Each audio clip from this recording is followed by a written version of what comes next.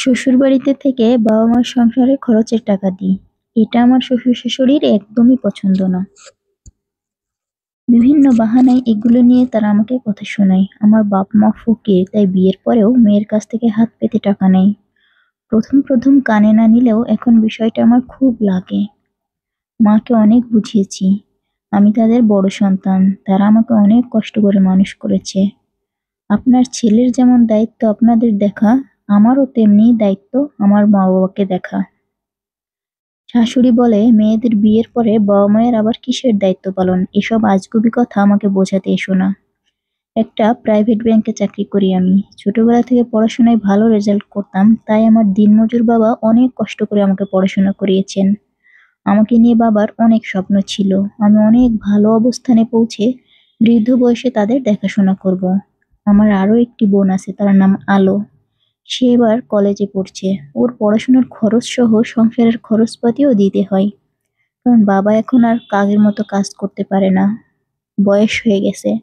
রোগাক্রান্ত শরীর নিয়ে কোনো রকম চলাফেরা করেন। তাছাড়া আমি নিজেই চাকরি পাওয়ার পর বাবাকে বলেছিলাম, তোমাকে আর কষ্টের কোনো কাজ করতে হবে না। এবার তোমার অবসরে যাওয়ার সময়। আমি আর আমার স্বামী একই প্রতিষ্ঠানে কাজ করতাম। পরবর্তীতে সে অন্য একটি ব্যাংকে শিফট হয়।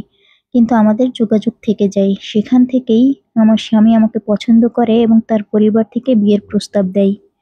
বিয়ের আগে আমি তাকে বলেছিলাম আমার পারিবারিক অবস্থার কথা। বলেছিলাম যে আমার পরিবারের হাল কিন্তু আমাকেই ধরে রাখতে হবে। তখন তারা এ বিষয় নিয়ে কোনো আপত্তি করেনি। কিন্তু বিয়ের ১ বছর না হতেই বাপের বাড়ির খরচ চালানো নিয়ে কথা শুনতে হয় আমাকে। তাদের কথা, চাকরি করে সব টাকা পয়সা যদি বাবা আমাকেই দিই তাহলে আমার বাড়িতে থেকে অমন চাকরি করার কোনো প্রয়োজন নেই। বরং সংসারে মনোযোগ দাও, চাকরি ছেড়ে দাও। বেতনের পুরো টাকাটাই যে আমি বাবাকে দিই তা কিন্তু নয়, অল্প কিছু নিজের হাত খরচের জন্যও রেখে দিই। বাকি টাকাগুলো ২ ভাগ করে অর্ধেক বাবাকে দিই আর বাকি অর্ধেকটা শাশুড়ির হাতে দিই। কিন্তু শাশুড়ি এই দেওয়ার বিষয়টা স্বীকার করে না। আমার কথা স্বীকার করুক বা না করুক, আমার কাজ আমি করে যাব। মাঝে মাঝে এই শাশুড়ির পীড়াদায়ক কথাগুলো শুনতে আমার খুবই কষ্ট হয়। এমনটা জানলে আগে কখনোই বিয়ে করতাম না। যে বিয়ের কারণে নিজের পরিবারকে চালানোর জন্য অন্যের কথা শুনতে হয়, সে বিয়ে আমার কোনো প্রয়োজন ছিল না। কারণ আমি নিজের চোখে দেখেছি আমার দিনমজুর বাবা আমাদের জন্য কত কষ্ট করেছে। বাবাকে কোনোদিন দেখিনি একটা শার্ট বানিয়ে পরতে, নতুন একটা ভালো লুঙ্গি কিনতে। অথচ আমাদের দুই বোনের চাওয়া কখনো অপূরণ রাখেনি। কোনো আত্মীয় স্বজনের বাড়ি থেকে বিয়ে শাদীর দাওয়াত দিলে অন্য চাচাদের শার্ট গায়ে জড়িয়ে সম্মান রক্ষা করতো আমার বাবা।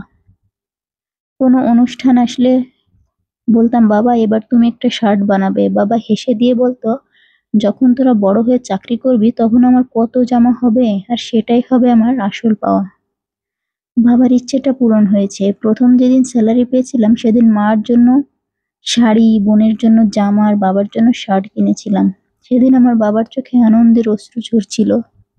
কারণ চাচারা এবং প্রতিবেশীরা অনেকেই বলতো, তুই গরিব মানুষ, দিন এনে দিন খাস, সেখানে এত কষ্ট করে মেয়েদের পড়ালেখা শিখে কি করবি?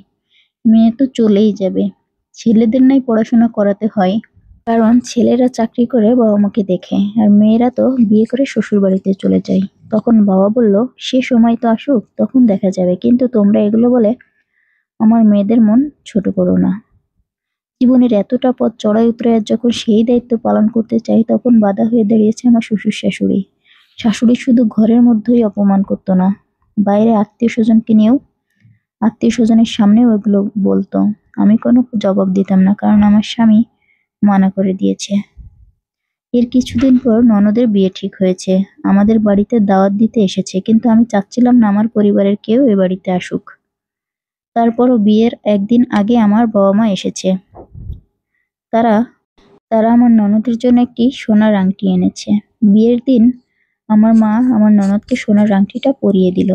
সেটা আমার শাশুড়ি দেখলেন, কিছু বললেন না।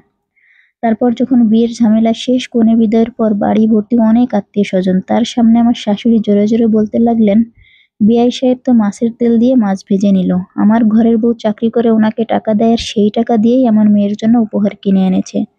নয়তো ওনার মতো মানুষের কি সোনা দেওয়ার ক্ষমতা আছে? এটা শুনে আমার বাবা মা চুপ করে মাটির দিকে তাকিয়ে আছে। আমি যখন দেখলাম আমার স্বামী কিছুই বলছে না, তার মা আরো অনেক ধরনের অপমানজনক কথা বলছে আমার বাবা মাকে। তারপর আমি আর চুপ থাকতে পারলাম না। ওই সময় বললাম, মা আমি কি শুধু আমার বাবাকে টাকা দিই, আপনাকে দিই না? আপনি শুধু বারবার আমার বাবাকে টাকা দিয়ে সেই কথা শোনান। তাছাড়া আমার বাবা আমাকে কষ্ট করে মানুষ করেছে। আমার অর্জনের সবকিছু আমার বাবার পাওয়ার যোগ্যতা রাখে, আপনি নন। ওই মুহূর্তে আমার স্বামী এসে আমাকে ঠাস করে আমার গালে থাপ্পড় বসিয়ে দিল। কেন তার মায়ের মুখে মুখে তর্ক করলাম আত্মীয় স্বজনের সামনে? তার এমন ব্যবহার দেখে আমি খুবই অবাক হলাম। বাবাকে বললাম, চলো বাবা, এখানে আর এক মুহূর্তও থাকবো না, এখান থেকে আমাদের বিদায় নেওয়ার সময় হয়েছে। আমার বাবা বলল, কোথায় যাবি মা, এটা তো তোর স্বামীর বাড়ি। আমি বললাম, কোনটাকে স্বামীর বাড়ি বলছো বাবা, যেখানে শত চেষ্টা করেও তাদের মনে জায়গায় নিতে পারিনি? আসার আগে আমার স্বামীর মুখোমুখি হয়ে কিছু কথা বললাম।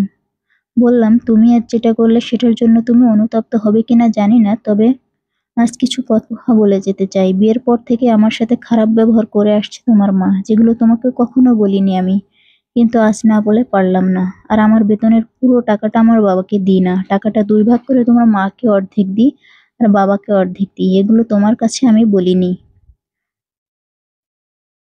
আমি চলে যাচ্ছি, আমার সঙ্গে বেড়ে উঠছে আর একজন।